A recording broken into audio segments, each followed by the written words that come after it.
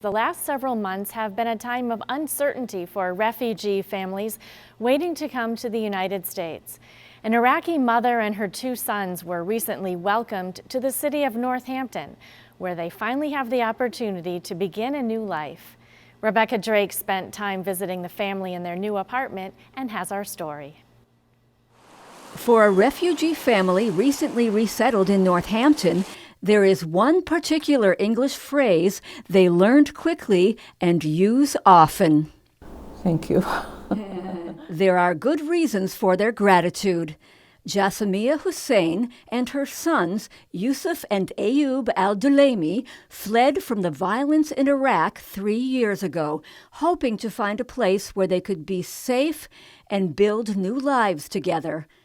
26-year-old Yusuf explains, with the help of interpreter Mohammed Ibrahim, why the family had to leave their home in Iraq. There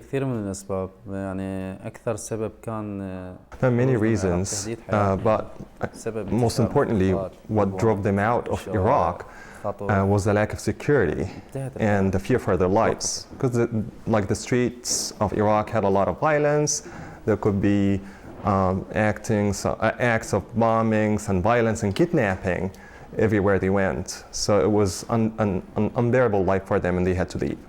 The family found refuge in Manisa, Turkey, where they began the long process of applying for resettlement in the United States. So they lived for about 2 years and 7 months in Turkey. And the boys had to work to make a living throughout this time. And there were multiple interviews every few months that they had to go through, waiting for the refugee request to be approved so they could come here to the United States. As refugees in Turkey, Yusuf and Ayub had no work permits and spent 12 to 14 hours a day working at whatever temporary jobs they could find. They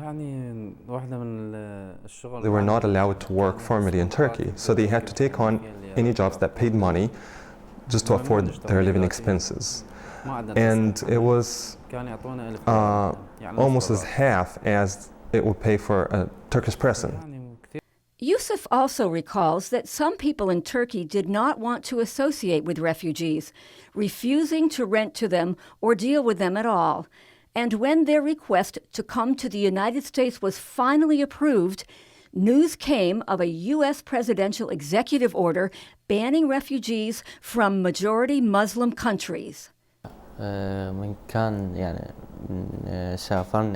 the time prior to their flight, all the news that they've been reviewing indicated that everything was on hold.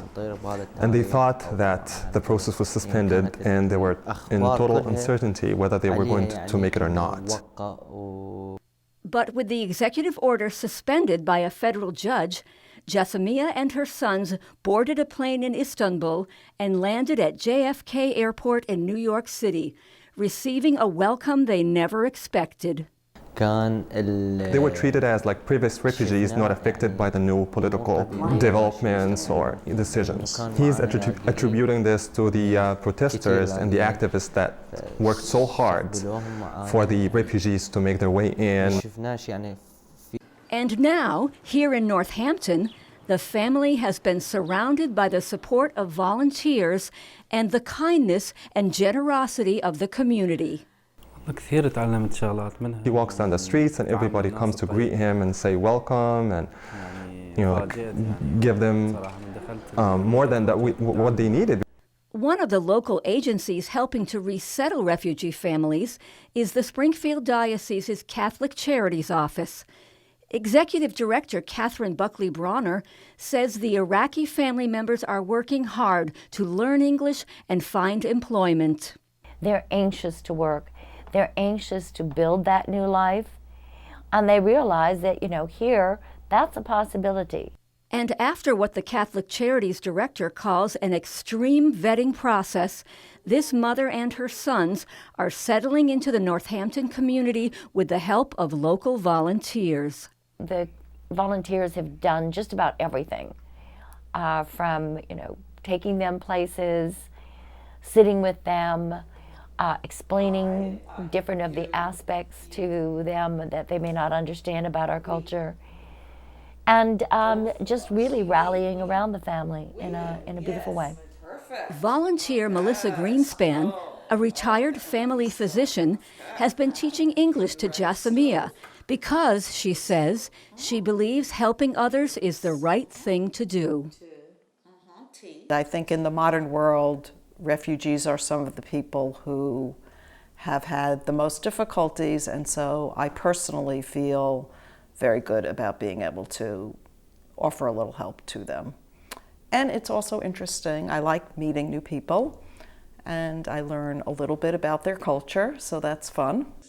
Springfield Bishop Mitchell Rosansky, who spoke at Our Lady of the Blessed Sacrament Parish in Westfield earlier this week, reminded Catholics of the importance of welcoming refugees.